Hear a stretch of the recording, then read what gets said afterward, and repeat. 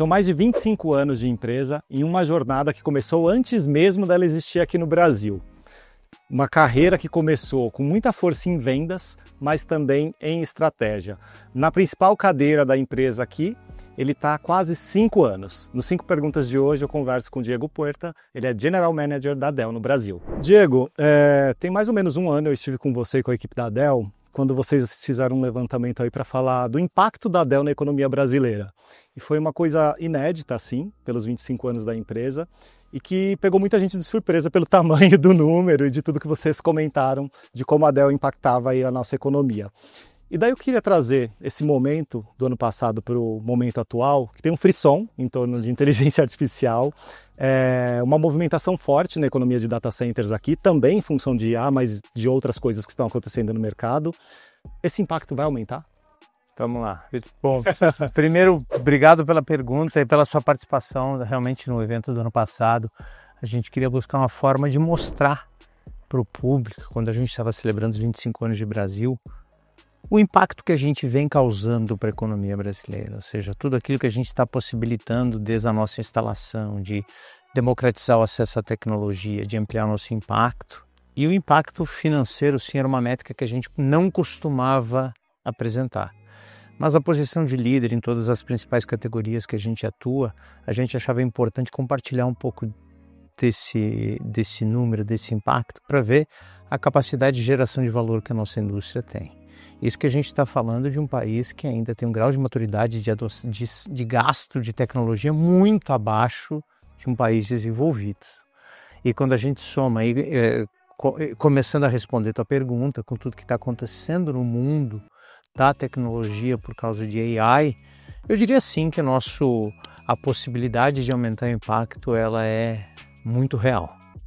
Porque a gente se olhar um pouco, eu estava revisando um estudo divulgado pela McKinsey, que fala dos investimentos até 2030, que os investimentos relacionados a AI generativa sendo boa parte disso, vão ser de 3 a 4 vezes maiores do que o investimento em IT tradicional, que já é grande.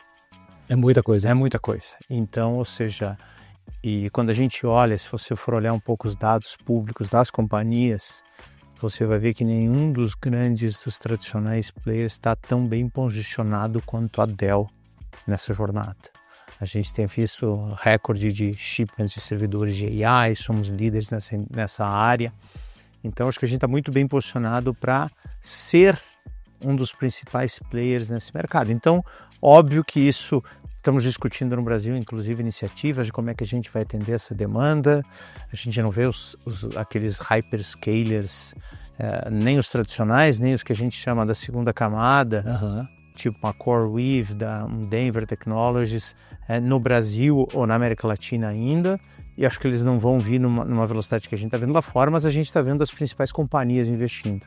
E a gente está se preparando para atender elas. Então, sim, a tendência, mais com tudo que vem pela frente, consumo de PCs, maturidade do Brasil no spending de IT, sim, eu vejo como muito positiva a nossa jornada pela frente. Os primeiros 25 anos foram excelentes, mas tem muito potencial pela frente ainda. Tem muito potencial, é legal você trazer esse retrospecto, né, das linhas que vocês lideram, falar toda essa parte B2B, mas também da linha de PCs, que vocês são super fortes e reconhecidos por isso, e trazer essa informação da McKinsey sobre IA, né, desse aumento do apetite do investimento que deve ultrapassar até o valor da TI tradicional. Se a gente pensar em número dos bancos, por exemplo, é um volume gigantesco de investimento. E daí pegando IA, que é a bola da vez, e você trouxe até esse dado da McKinsey, você deu uma entrevista recentemente falando sobre um desejo aí, uma missão de democratizar a inteligência artificial, né, o uso dela.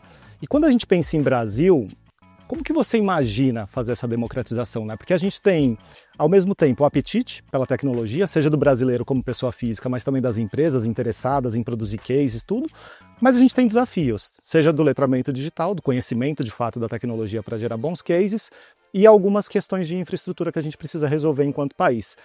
Como que você vê o papel de vocês nessa missão da democratização? A democratização faz parte dos valores da companhia, ou seja, desde quando a Dell foi fundada, lá em 1984, a gente sempre teve como missão ampliar o impacto que a tecnologia pode oferecer, tornando ela mais acessível e disponível para os nossos clientes. Começou com PCs, a gente evoluiu para todas as linhas de negócio, servidores, laptops, serviços, soluções, até a gente se posicionar como grande player de solução fim a fim do mercado, tanto global quanto brasileiro, e não vai ser diferente quando a gente for falar de inteligência artificial, quando a gente fala de inteligência artificial. Tanto que fomos o primeiro dos grandes fabricantes a oferecer ao mercado uma solução pré-desenhada, concebida, arquitetada com a NVIDIA, por exemplo, para que a complexidade de discussão de um projeto de AI fique na definição do use case e do seu retorno e não na infraestrutura. Então, isso é um exemplo de como a gente pode simplificar e já está simplificando o acesso da inteligência artificial. Porque a grande discussão tem que ser qual é o use case, o retorno que ele vai trazer, qual é o benefício que ele vai oferecer, seja para o usuário interno, seja para o cliente, e não a infraestrutura. E a gente quer fazer isso de uma forma previsível, então, ou seja, você sabe quanto você vai gastar, modular, ou seja, você cresce de acordo com o seu negócio e seja escalável, você vai compondo as peças.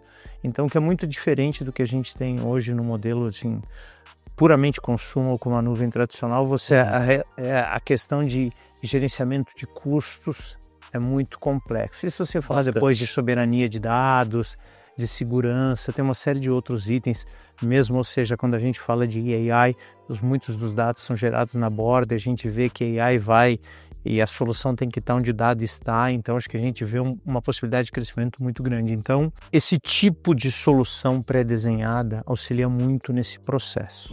Fora educação, que a gente tem investido bastante nesse sentido, a gente apoia muito o empreendedorismo, a gente acredita que as boas iniciativas vão ser geradas por empreendedores, talvez nem sempre por empresas estabelecidas.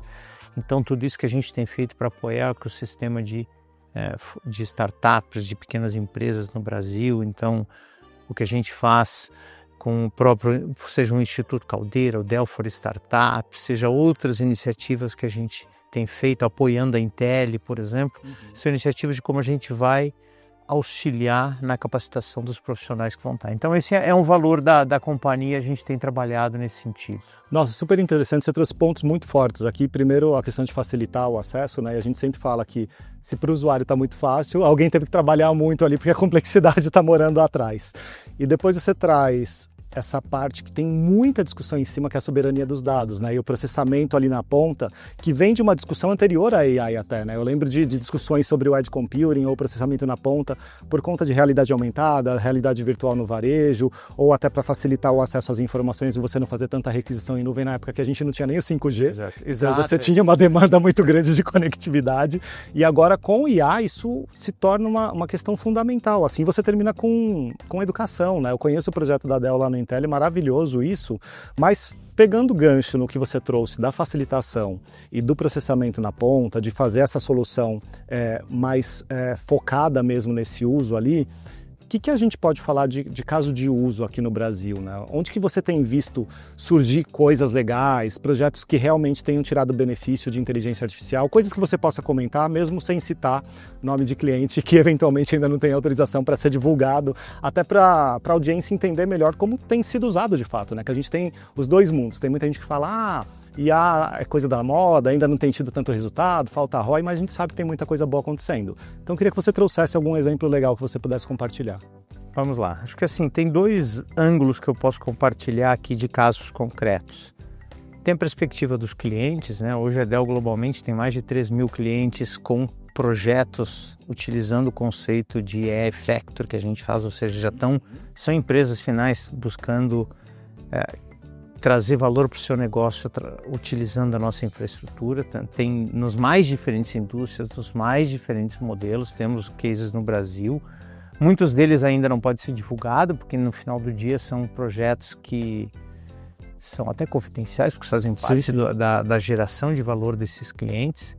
Mas tem um projeto em específico que eu estou bastante mergulhado, que é o case da própria transformação que a Dell está fazendo. Legal. Do seu negócio, utilizando AI. Alguns anos atrás, quando a gente decidiu que seria um líder, um player relevante nesse mercado, a gente achava que é importante que a transformação começasse dentro de casa.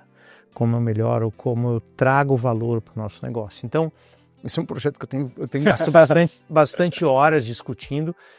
E a gente cobre todos os aspectos do nosso negócio. Então, de uma lista inicial de várias use cases que foram apontados como potencial, acho que uma das tarefas mais difíceis é encontrar aqueles que realmente trazem valor, que têm uma capacidade de geração de valor, que são simples de implementar, que vão gerar benefício direto. Então, ou seja, como é que você filtra isso? Em que áreas fazem sentido? A gente definiu, ou seja, quais são as áreas que a gente gera valor para o cliente e que use cases dentro dessas áreas a gente vai conseguir gerar. Então, assim, começando, por exemplo, com o nosso processo de... Você conhece Hortolândia, a nossa fábrica, Sim. BRH1, toda a complexidade que a gente tem para manter aquela fábrica abastecida com fornecedores do mundo inteiro, a importância da questão de inventário, de gerenciamento disso tudo no nosso sucesso. Lembrando que a gente não tem produtos acabados, todos são produzidos apenas depois que a gente vende. Então, gerenciar uma cadeia com essa complexidade, com o volume que a gente tem no Brasil, é muito complexo. E a gente está usando uma solução com AI que está revisitando todo o processo, inúmeras melhorias no processo e tem uma transformação na forma como a gente interage e comunica com os players para garantir o menor uso possível de capital com a maior eficiência possível, garantindo que a gente tenha tudo aquilo que o cliente quer. Então, por exemplo, esse é um exemplo que a gente está fazendo. Acesso à informação dos vendedores. Hoje a Dell tem mais de 30 mil sales makers no mundo inteiro. Caramba, 30 mil. Mais de 30 mil. E todos eles com acesso ao portfólio inteiro da Dell. Como que a gente garante que essa turma esteja abastecida, munida de informações, garantindo que eles conheçam todos, não só os produtos da Dell, mas conheçam os detalhes, como eles se posiciona com a concorrência. Então a gente criou o nosso bot interno que tem acesso no aplicativo ou no PC de cada um dos sales makers, onde ele consegue ter informação sobre qualquer produto da Dell em linguagem natural, comparando isso com os concorrentes. Então, isso dá uma agilidade enorme para eles na hora de posicionar e falar com o cliente. A gente está falando de cases de serviços, ou seja, como a gente vai atender melhor o cliente. Então, e atender o cliente não é simplesmente trocar o atendente por um bot. É como é que a gente evita que esse contato seja necessário. Como que eu faço que os meus produtos tenham AI embutido e eles façam o diagnóstico remoto e muitas vezes façam até o fix online sem necessidade de uma intervenção ou dispare automaticamente um processo de abertura de chamado sem necessidade de uma intervenção humana. Então esse é um próximo nível do que a gente está fazendo de AI para redesenhar na forma como a gente trabalha. Então, se tem alguém que vai liderar essa indústria e se posicionar como grande player, a gente quer que seja a Dell e a gente está acelerando todo esse processo internamente. Muita gente dedicada, muito esforço nesse processo de transformação para simplificar o processo, alavancando AI e tornando a interface com os nossos clientes mais fluida, mais rápida, mais eficiente. Nossa, é muito bom falar desse processo avesso, né? Começar dentro de casa e depois ir para o cliente, porque não é tão comum. Esse é o primeiro ponto que eu queria resgatar aqui da sua fala. E depois os pontos que você trouxe, que a gente vê que são necessários num país como o Brasil. Quando você fala de mais eficiência na parte fabril, por exemplo, o que a gente tem de fábrica que poderia produzir mais, produzir melhor, até para aumentar a exportação, atender melhor o mercado interno, a gente tem muita possibilidade de uso. E por fim você trouxe a questão do atendimento, que é engraçado. Eu fiz uma conversa recente falando sobre CX e como usar a inteligência artificial ali, mas sem perder esse lado humano, né? Para como o cliente não sentir ali, se sente perdido ou desprestigiado. E no fim dá para você fazer um trabalho super legal usando AI no atendimento e depois, se for necessário, você realmente conectar ali o humano. Então, assim, eu acho muito legal você trazer isso, narrar. Eu conhecia um pouco do case da Dell, não sabia que tinha avançado tanto assim. Avançou bastante. Você imagina, né? Porque é melhor do que você trocar o atendente humano por mais que a interface seja positiva, e se a gente evitar a necessidade de interação, é muito melhor, é muito mais eficiente para todo mundo. Todo mundo sai feliz no fim do dia. Sai feliz. Então, esse é um pouco da jornada e tem diversos outros aspectos, muitos deles eu não posso sequer abrir aqui também, mas então a gente está, é uma das grandes prioridades acelerar essa transformação. Ela está andando bem, muito bem. E tem mais a jornada que a gente está fazendo, vários cases interessantíssimos no Brasil, né? A gente tem um time dedicado, focado, a auxiliar os nossos clientes a gerar valor com AI, né? Porque no final do dia, eu acho que é um ponto importante só da gente comentar. A qualidade do resultado que você vai colher com AI é fruto da qualidade dos seus dados. E a Dell, desde que a gente começou a nossa jornada, a integração da própria MC, a gente é líder tanto no mercado brasileiro quanto global de armazenamento, proteção, processamento de dados. E a gente tem usado esse expertise a nosso favor para auxiliar os clientes nessa jornada de como gerar valor dos AIs. Então, o grupo de cientistas de dados que a gente tem aqui, auxiliando os nossos clientes, a gente tem inclusive um workshop que a gente chama, que é um Accelerated Workshop, que a gente senta com o cliente, entende o negócio e vê que jornadas a gente pode auxiliar eles a gerar valor. Então, isso está sendo muito bem sucedido, estamos satisfeitos com o resultado que a gente está conseguindo gerar e principalmente com as oportunidades que a gente tem desenvolvido. Nossa, muito legal você trazer a questão dos dados, né? Eu até escrevi um artigo não faz muito tempo falando que a nossa questão de IA no Brasil ainda versava sobre dados, né? Governança de dados e como trabalhar isso era fundamental para você ter sucesso nos projetos. Agora eu queria sair um pouquinho de IA e entrar num outro assunto que tem sido muito importante, que é a sustentabilidade e tecnologia, né? Quando a gente fala de IA, a gente fala de consumo de energia e água. Quando a gente fala de hardware, a gente está falando aí de uso de componentes recicláveis, de atenção ao ciclo de vida do produto. E eu sei que vocês têm uma série de frentes. Eu conversei com várias pessoas no Dell Technology World lá em Las Vegas. Umas conversas muito interessantes. Visitei os stands, vi os componentes que vocês usam. Mas eu queria que você trouxesse 2 pontos aqui para a audiência que eu acho que são bem legais. Um, até discuti no site faz pouco tempo, que é o Concept Astro, que eu acho que é um negócio que pode realmente revolucionar a questão de uso de energia em data center. E depois que você falasse um pouquinho desse programa de logística reversa que vocês têm aqui no Brasil. Tá, vamos lá. De fato, otimizar processos também é algo que está conosco desde o começo da nossa jornada. A gente sempre foi buscando formas mais eficientes de fazer todos os processos, de entregar nossos produtos. Muito antes de ser essa moda toda que teve, a gente já começou a otimizar a reciclagem de materiais, as próprias caixas. Somos a primeira empresa no Brasil a ter caixas totalmente recicláveis. Então isso sempre fez parte da nossa jornada. Um exemplo disso que a gente vem falando agora, tem toda essa discussão de energia limpa, como é que a gente vai fazer, que o consumo de data center. Esse posicionamento já está conosco faz bastante tempo. Porque a gente fala muito aos nossos clientes, aqueles que a gente chama, inclusive, é uma coluna nossa do negócio, a modernização de data center. Que no final do dia é você substituir os equipamentos anteriores por equipamentos mais novos, com mais capacidade, mais eficiência, com mais recursos de gerenciamento. Eu estava discutindo com o nosso time o case de um cliente que tinha servidores que tinham passado de 5 anos agora, e a gente estava discutindo como fazer o refresh desse data center. Apenas a troca dos servidores novos, com o ganho de eficiência que ele vai ter e a economia de eletricidade, combinada com o nosso modelo de consumo sob demanda, que é o Dell Apex, isso praticamente viabilizava o projeto, só com a economia de luz que os novos servidores. Só isso? Só isso.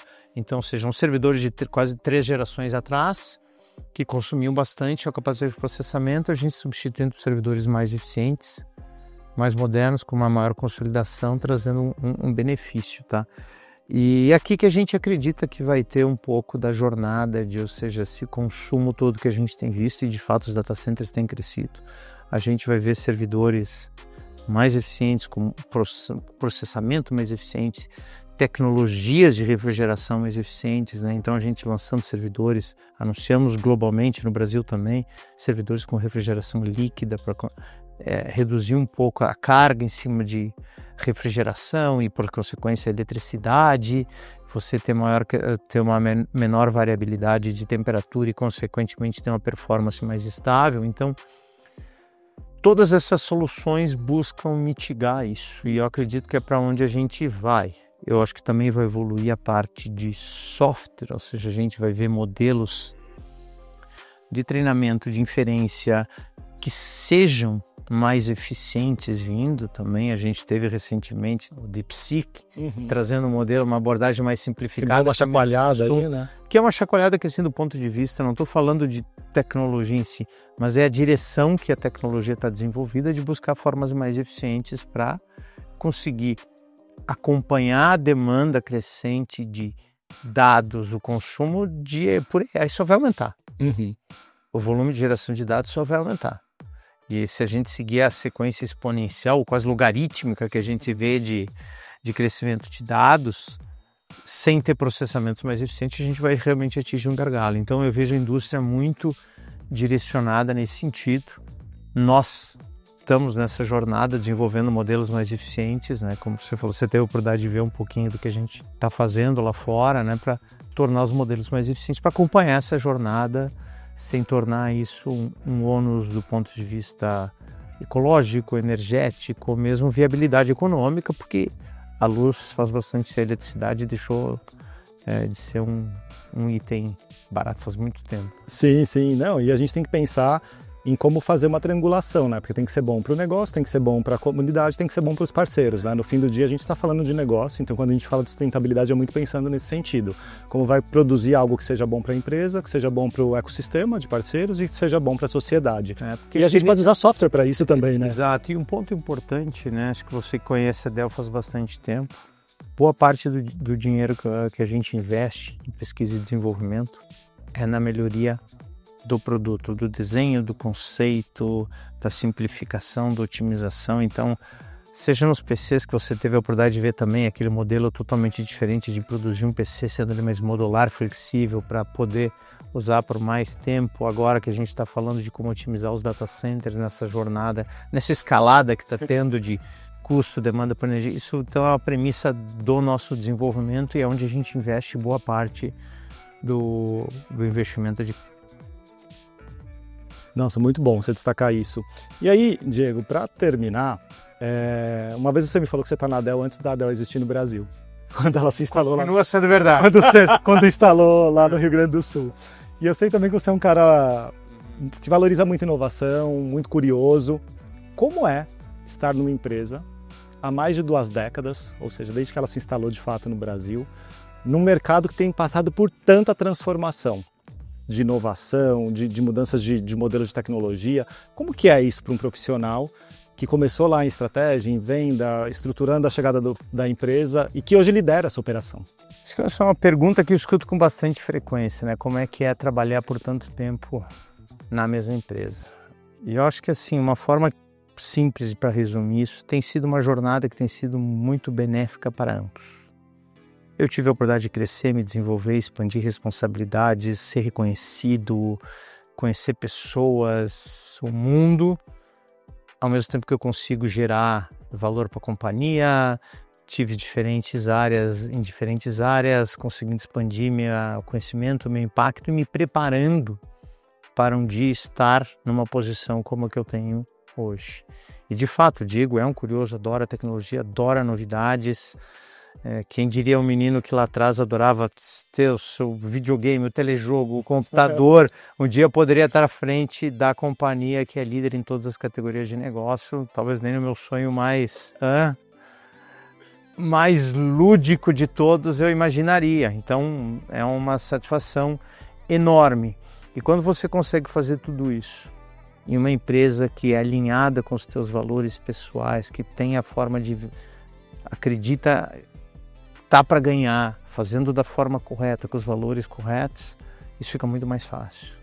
Então, trabalho em equipe, colaboração, então acho que isso, é por isso que a jornada passa tão rápido, muitas vezes nem eu acredito que são tantos tempos, e o mais interessante, até tudo que a gente falou aqui, com o que a gente tem pela frente, imagina, investimento em AI crescendo quase 4 vezes mais do que a infraestrutura tradicional, o que vem nos PCs, as novidades, o que tem de possibilidade para a gente continuar crescendo, Dell globalmente, Dell Brasil, é enorme. Então deixa a gente ainda mais, a transformação que a gente está fazendo na companhia, deixa a gente ainda mais entusiasmado que vem pela frente. Não, com certeza, tanta coisa acontecendo aí, e o mercado de tecnologia é tão dinâmico, né? Que eu acho que dá esse gás de continuar, e eu acho que a transformação, na verdade, acaba sendo esse insumo aí que faz a gente continuar, né? Porque são muitas ondas, né, ao longo de 25 anos que você acompanhou. Mas muito orgulho da jornada que a gente tem ao longo desses 25 anos, mas ainda mais excited com o que tem pela frente, que é muita coisa legal com essa transformação que a gente está fazendo. Então acho que tem muita coisa bacana pela frente ainda. Que legal. Diego, muito obrigado pelo seu tempo. Prazer falar contigo de novo. Prazer é sempre meu falar com você.